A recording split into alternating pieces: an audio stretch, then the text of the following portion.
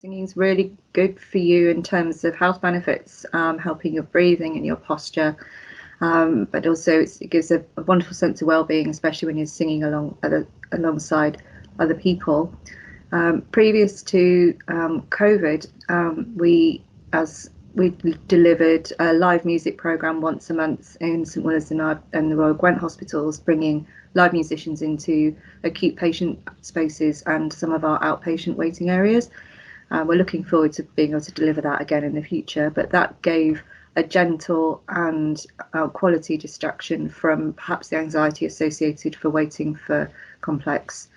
appointments, and also from the acute patient's point of view, a valuable event in the week where we're using familiar songs, especially within dementia assessment, where you could give the opportunity for some of our patients to enjoy themselves and find words when sometimes words don't come at other times. As a music therapist, I use music as one of the tools in therapy work with people who are referred due to distress or loss or change, and needing space to process their thoughts and feelings in perhaps a non-verbal way. Although we do use words, sometimes just having the music helps connect everything together and helps people express themselves in a therapeutic setting. So it's a fixed therapy setting, and it's kind of like a journey, a shared dialogue of which the music is a part.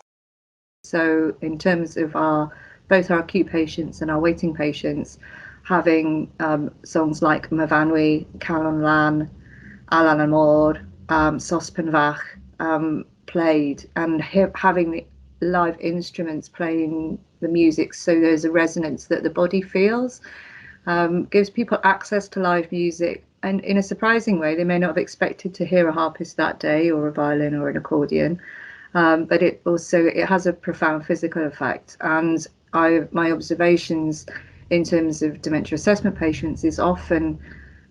people feel that they can join in with song and have a response to song when they may be mostly non-verbal in other ways. And in stroke recovery scenarios, we've noticed patients whose mobility is challenged at the time through their recovery are moving a toe slightly or a hand slightly, whereas they may not be able to actually sing or join in music in that way. So these are positive responses to music, and we often get very complimentary comments from relatives and carers and staff members who appreciate us coming in and giving them an opportunity to hear live music in their work setting. So it has a benefit for all in that sense.